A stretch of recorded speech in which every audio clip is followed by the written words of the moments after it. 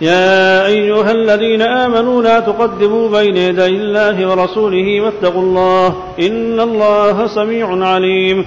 يا أيها الذين آمنوا لا ترفعوا أصواتكم فوق صوت النبي ولا تجهروا له بالقول كجهر بعضكم لبعض أن تحبط أعمالكم وأنتم لا تشعرون. إن الذين يغضون أصواتهم عند رسول الله أولئك الذين امتحن الله قلوبهم للتقوى لهم مغفرة وأجر عظيم. إن الذين ينادونك من وراء الحجرات أكثرهم لا يعقلون ولو أنهم صبروا حتى تخرج إليهم لكان خيرا لهم والله غفور رحيم. يا أيها الذين آمنوا إن جاءكم فاسق بنبأ فتبينوا أن تصيبوا قوما بجهالة فتصبحوا على ما فعلتم نادمين.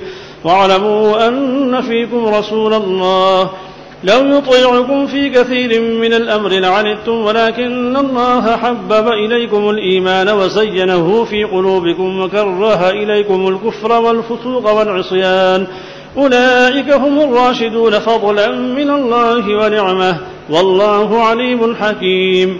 وإن طائفتان من المؤمنين اقتتلوا فأصلحوا بينهما فإن بغت إحداهما على الأخرى فقاتلوا التي تبغي حتى تفيء إلى أمر الله فإن فاءت فأصلحوا بينهما بالعدل وأقسطوا إن الله يحب المقسطين.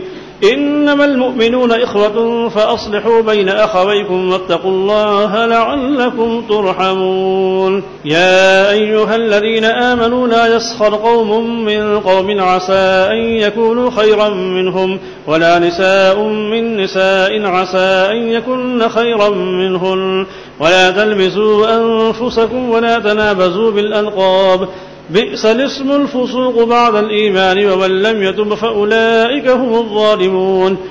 يا أيها الذين آمنوا اجتنبوا كثيرا من الظن إن بعض الظن إثم ولا تجسسوا ولا يغتب بعضكم بعضا أيحب أحدكم أن يأكل لحم أخيه ميتا فكرهتموه واتقوا الله إن الله تواب رحيم. يا أيها الناس إنا خلقناكم من ذكر وأنثى وجعلناكم شعوبا وقبائل لتعارفوا إن أكرمكم عند الله أتقاكم إن الله عليم خبير. قالت الأعراب آمنا قل لم تؤمنوا ولكن قولوا أسلمنا ولما يدخل الإيمان في قلوبكم وإن تطيعوا الله ورسوله لا يلتكم من أعمالكم شيئا إن الله غفور رحيم. إنما المؤمنون الذين آمنوا بالله ورسوله ثم لم يرتابوا وجاهدوا بأموالهم وأنفسهم في سبيل الله أولئك هم الصادقون. قل أتعلمون الله بدينكم والله يعلم ما في السماوات وما في الأرض والله بكل شيء عليم.